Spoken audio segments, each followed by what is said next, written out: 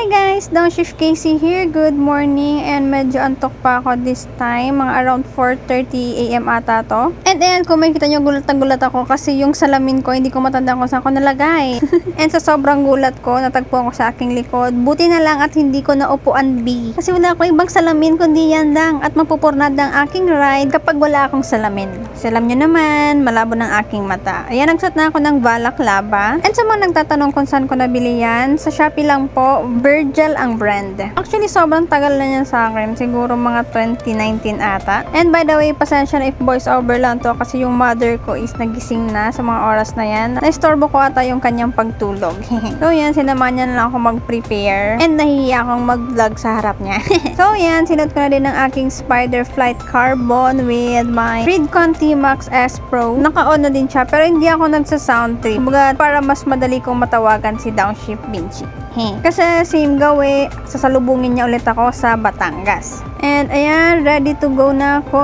Syempre, secure natin, lock natin ang dapat nang i-lock. Ayos lang ulit ng balaklava. And of course, suot ng aking mahiwagang salamin. By the way, nag-half gloves lang ako dyan kasi hindi pa nga goods yung aking daliri. Even though na yung sugat is tumutuyo na yung scars, pero masakit pa rin siya kapag na didikitan ng tela or kung ano pa man. Sobrang ouchy pa rin. So, ayan guys. Ayan, set lang natin tong trip. 0-0 natin. By the way, naka full tank na pala ako. Para kitawano ngayong umaga, dire-diretso na lang yung biyahe ko. So, nasa 5.1 liters din yung pina-full tank ko. Ngayon, panis na ako ng bahay. Punta na ako ng Cavite. Hindi ako nakakapag-vlog na maayos. Ando kasi yung mami ko. So, nahihiya ako. So, time check for 30, yeah. Advance lang oras nitong ni Cassie. Ayaw pa sana akong paalisin ng mother ko. Kasi madilim pa daw. Later na lang na liwanag na. Kaso lang, sayang kasi yung oras ko maghihintay ako doon. Malayo pa yung biyahe ko, be. Kailangan kong bumiyahe ngayon para maka-attend sa Saturday. Pero hindi ko alam kung kailan ko ito ma-edit. Pero sana pag ko ma-edit ko na agad to. Buti na lang pag take off ko, hindi maulan or hindi basa yung kalsada. So, ayan, kung nakikita nyo, madilim pa naman.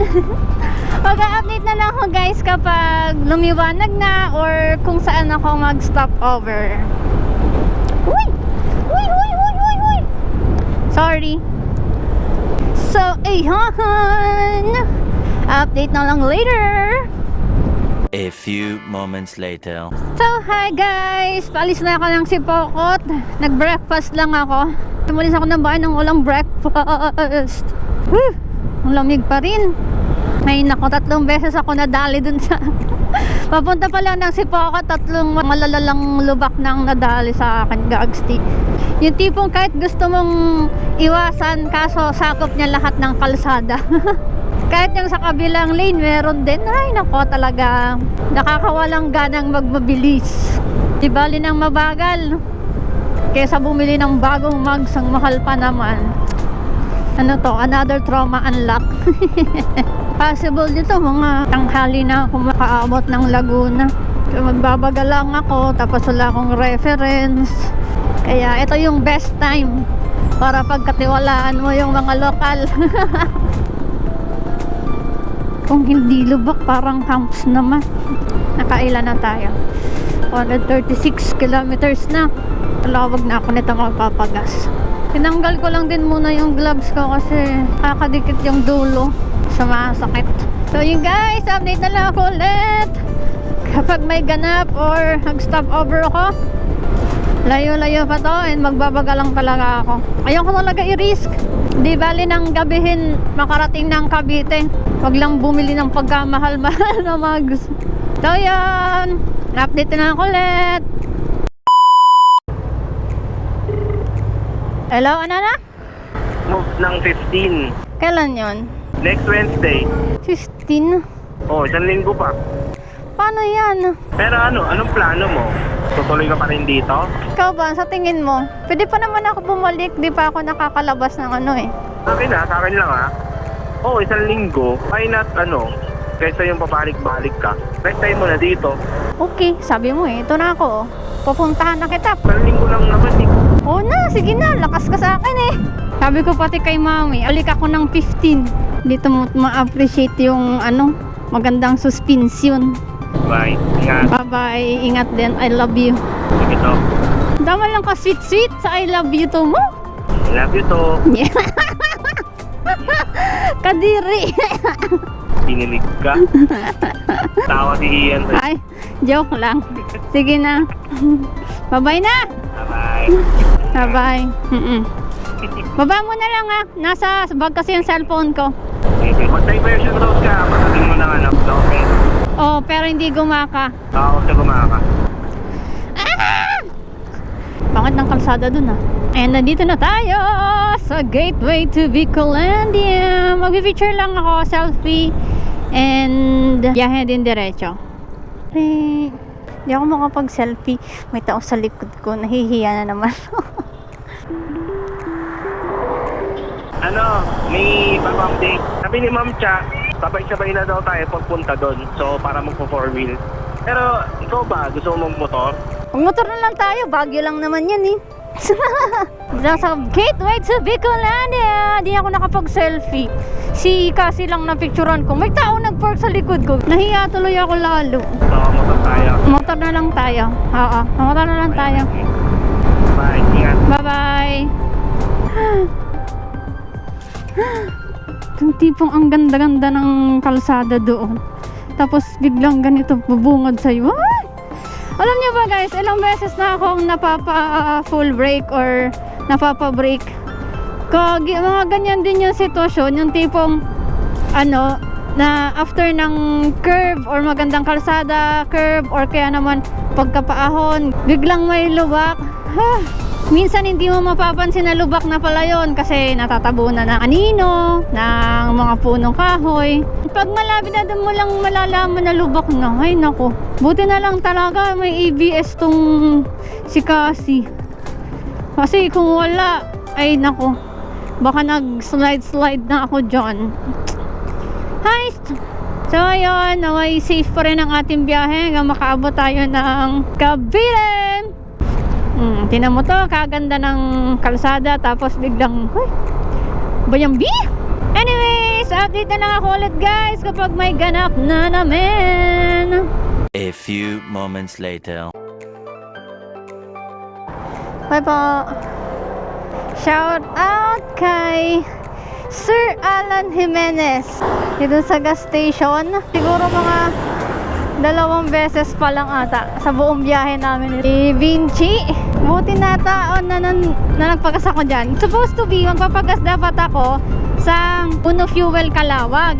Kaya lang, nung dumaan ako doon, nasa 2 bars pa. So sabi ko, mayan na lang siguro mapapagas kapag nag-blink na siya. Sakto, nung nandun na kami, part na ng Lopez, palabas na ng Calawag, medyo nagta-traffic na, doon nag-blink na doon. Sabi ko, pag once na may nakita akong gas station, papagas na ako. Isasakto po pa naman sana ng 300 kilometers. Kasi noong una nagpagas ako, nasa 5.1 yung liters, tapos inabot ng 295.2 kilometers. Ngayon, tingnan natin, abangan natin kung hanggang saan naabot ang 5.5 liters na to. So yan, going to Gumaka na. 82 kilometers later. So hi guys, dito na ngayon ako sa Santo Tomas. Papunta na ng Tanawan. Ayan, and meron akong surprise sa inyo. Go! Overtake ka sa akin, boy. Bubo na ito. Ewan doon sa isan tayo. Saan? Hindi ko naman kasi kabisado sa amin. Nako talaga, nag-aaway na naman kami.